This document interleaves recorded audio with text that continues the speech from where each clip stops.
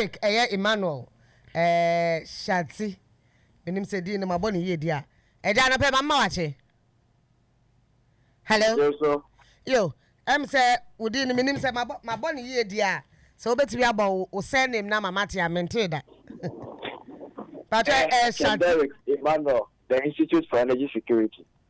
Xatse Derrick Emmanuel. Okay, right. Xatse. Yo, memo akwaba. About this ECG issues, energy crisis and energy power, your problems are here coming. You who say modern create be a PM Monte, so I'm more calling for the energy minister Senke Beyanka Wompe Baby. What has brought about that call? That's nothing only with chief for any chiawa. So did you make the mobile or expect to obey me at deliver? Send your suit away. On call for and find some penny for my forward juma, expect to say no pay on my dance or no by juma. Now you interview. Now who still program. Now teaching I'm a Ghana for United at your say. And so we are now on Utia for Union and South Africa. So, mamma and the Juma de no why are there? Maybe I want there and I catch us okay. I have to know. Yet me any be found improving performances. And you have key performance indicators are also to me then so. Enti energy minister always also Ghana for and also Diano I will make sure so we take decisions. Ebe boa me no you better sorry be and be making sure so one of the major core issues ni say you better sorry o kan e bit me there e dey adwuma. But say you always e dey dey see e better sorry be and na say power no dum na ya so baako e be aso kakra bi na say dum na to aso sa eni nyina embo ma businesses edwin plan no money oma and amount for gadgets so say amount for solution customers they also to mean yes no about alternative we say be our power plant and a generator fango now no so be gum IFN way a petroleum product and say be a diesel whatever thing we go gum no so no boy dey be akoso and you going for say it raises your and I say it increases your cost of production and you can cow be bono we dey more about more because of an alternative more expensive you so who is no and PUF are regulator and can say anka ECG Ghana for timetable say no we be planning in your ma na sebi and so energy minister akote no or say Ghana for here timetable na one say do so then ho and then no be plan evil Ghana it's nice so who we say ma timetable there na who we evil for Ghana sebi saka sana so antoasom na ni nyina echi no so who na energy minister una ECG ni kon ba na ehwase una wait na show mo say and publish timetable and I chairman publish timetable and say ECG MD and a management to back out abaka just say you have a timetable now say energy minister so to catch say do so be anyone who he timetable and he is not living with the reality as it stands now and in say now you are not living with the reality. Derrick, why are you not calling out the institution? And we have VRA, Gridco, we have ECG. Why are you calling on Nipana or policy or no policy? So, that policy direction near there. Why the top and not those who are not managing it well? Because between Gridco, VRA, PRC, ECG, PRC is rather accusing ECG of failing to do the right things or put the right things in place. Say beya obi a ho beto. Ntiare na won call on Mahama say ono no resign and I am pam no. Mahama so on the limitations. Enti na Mahama appointing ho. Mahama doesn't oversee his own responsibilities. Obi na take charge of another person. And since Mahama the regulator PURC. But when it comes to the energy sector, no, the energy minister. And to share a great Koni issue, over report here, the MI minister. Now, minister is on Kodiasem, it's a great co reporting ECG say they are not publishing timetable. And the ECG is trauma minister say, and there be sanity now, or more notifications in your ma. Meanwhile, PUS is some Ghana for you know, say, before say which we are marked time off, no, I was saying about 3 days notification. And then say, we dance on here, do more light too. I was saying, 3 days notification.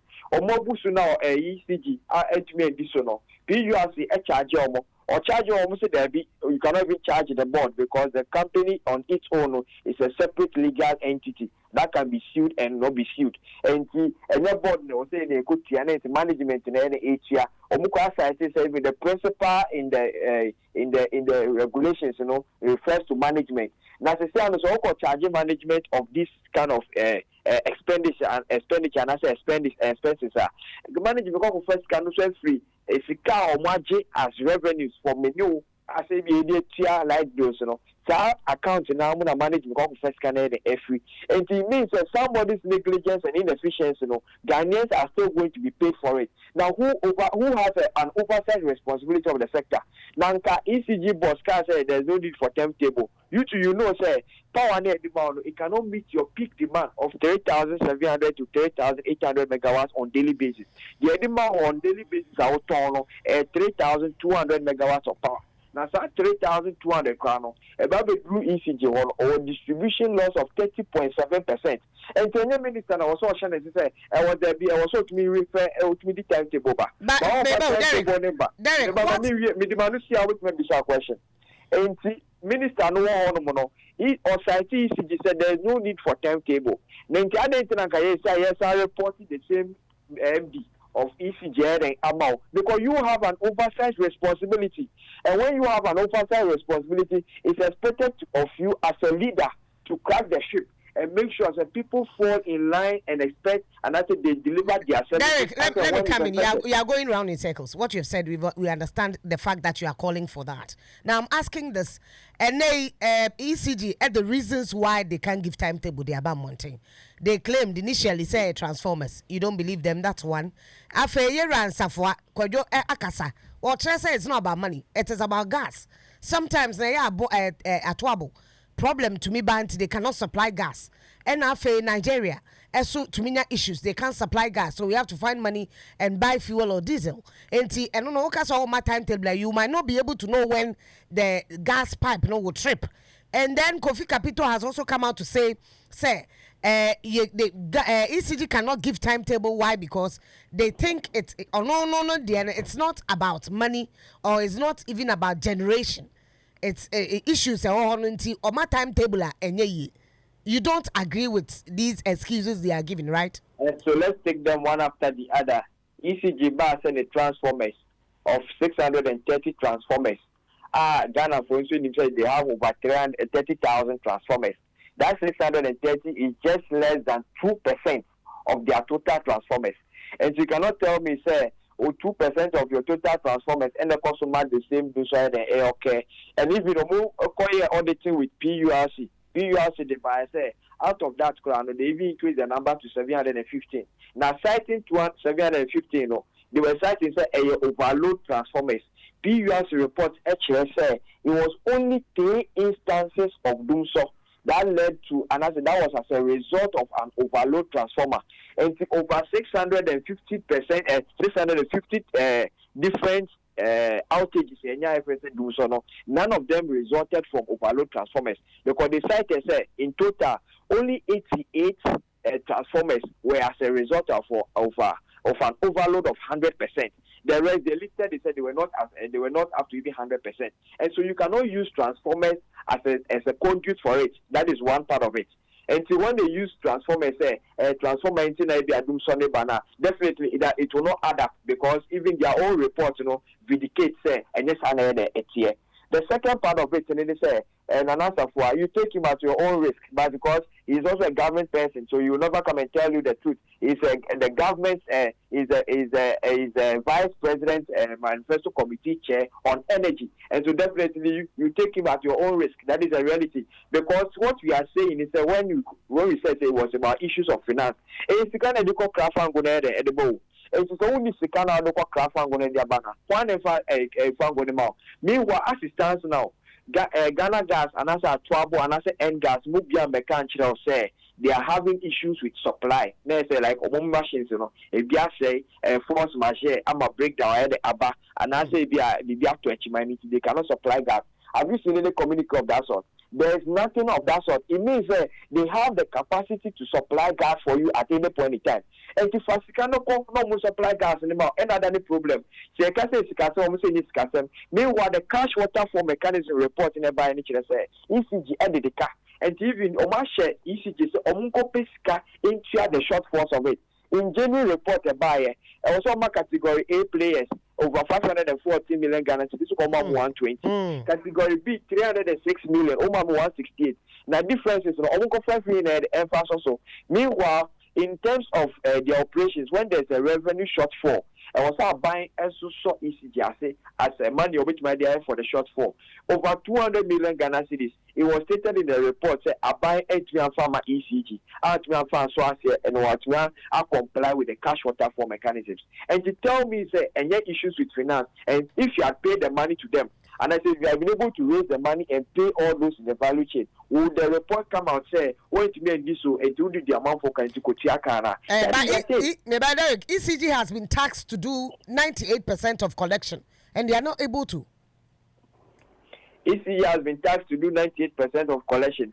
Mami can't tell ECG the distribution losses are 30.6%.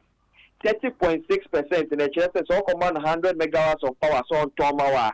The which we accounted for it, just 69.4%. Now 69.4%, a Jumo quote so can you operate with a loss of 30%? 30% of power area my ECG so they cannot account for it because it is a distribution loss. Now that distribution loss I remember survey and I'm closing the gap for it and I say one was it is their incompetence and the inefficiency of it, and who takes an oversight responsibility of all these things, because if somebody must be at post, that's an the performance ain't correlating with the SSO now, why should the person continue to be at post? And to bet my player will be I'm an no run it down your institution, say 30% of it in eco waste. That is why the government is always forced to say Uncle and say for all the shortfalls. The government is saying it's giving you 7 years of consistent or constant light. Just this period, now more have issues, and in May these problems will be solved. Latest by May. The issues that got to do with ABI and it doesn't understand. Let me tell you the reality. So who encounter energy crisis it doesn't emanate from one side. There were 3 stages. First stage, a generation capacity. Second stage, a transmission, and a third stage, a distribution. Nina the assembly to piano ability to do so. And it's going to generate enough power and me to peak demand do so. So they also transmit the higher grade cook. So no challenges are do so. And I ECG distributing so ECG so nyoma anko yet send almost transformers in other things and to farm brewer and you should do so ever bro. But the woman say in terms of generation and then an air because it doesn't take a day to generate power. It takes a minimum of 1.5 years and so now even emergency power plant and when you have issues with generational deficit, it means that before you need a minimum of 1.5 years and so solve it.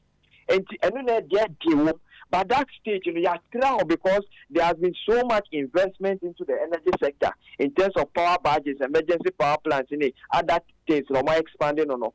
So we've solved the generational deficit. And to come to say, they'll tell us Ghana, our installed capacity in terms of maybe all renewable thermal and then power plant hydros is over 5,000 megawatts. But we make analysis with dependable capacity, dependable, car. No bit me do tamale, but so person using the power here do Kumasi, and to Kumasi have dependable capacity. And for all the installed capacity near one, your dependable capacity 4,800 megawatts. It means that when you have 4,800 megawatts, your peak demand next so be here for power the energy need the export need the vacuum for the your kabuma 3,600 to 3,700 megawatts. That is why mobile catch the Ghana for you and say we have an excess capacity. It is always excess capacity that means that you have a huge dependable capacity. Now what has happened now? Those capacities are still there. That capacity no mean now honum it is there now be here mass capacity no a generate power amount fango kakrebi na say enti say bi o wa ya say ni say deferred maintenance for the courses our car engine oil every 3 months. That 3 months need do now so need to can no we just one na 6 months and that engine need break it down and deferred maintenance and I say what there but still no we still have a capacity a bit to generate power to meet our peak demand. And some people catch yourself issues with it, and then we will solve it. I'm telling Ghanaians, say the government in Jessica, say Fango for the next 1 month. We will get a stable power supply. But it got nothing to do with generation. I need to be taking a minimum of 1.5 years. That is a reality. So you don't believe what Nsafwa is saying? Nsafwa, whatever thing he's saying is up to him. I'm saying we have issues with money.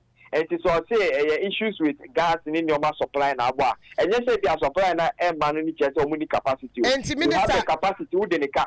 And within the car could change the man and offer gas in the embro. So we put the yes. And it's minister resigning. What do you think should be done? No, if the minister says you not resign, definitely I'm not the appointing authority. And I say Institute for Energy Security is not. What will you suggest? What we continue to suggest is his continuous stay in office is not leading to any better output. And so if it's not leading to any better output, then probably we should just expect the worst form of it. That is all. Because Nipakono also Juma, Bobo now Nadia, yes, sound edit power for them, but the coach in the because what now on Bobo na, and they said the business over dancer now, which means I shouldn't be brave. And so I shouldn't be brave, Ghana for we are not seeing any clear mechanism say we want to come out of this situation as it stands now because the doom no maybe you don't know the gravity of it. It is like an inflicting thing on businesses and households. So so now we're joining a shift regime. So Abana say unim de besi. Say na say we also the question microwave room. No it microwave Eddie Kakra. Obana if the light in the sunya juma. Who did never microwave no. And it was all compared to before they did. And so Onua is giving you some sort of inconvenient lifestyle. Tell me how you'll be able to survive. Mami na wasi anapay say oni ache sa nkomo yi. Derrick researcher IES. Ono de o say Minister of Energy. One shame and Onua 95.1 FM. Yeah,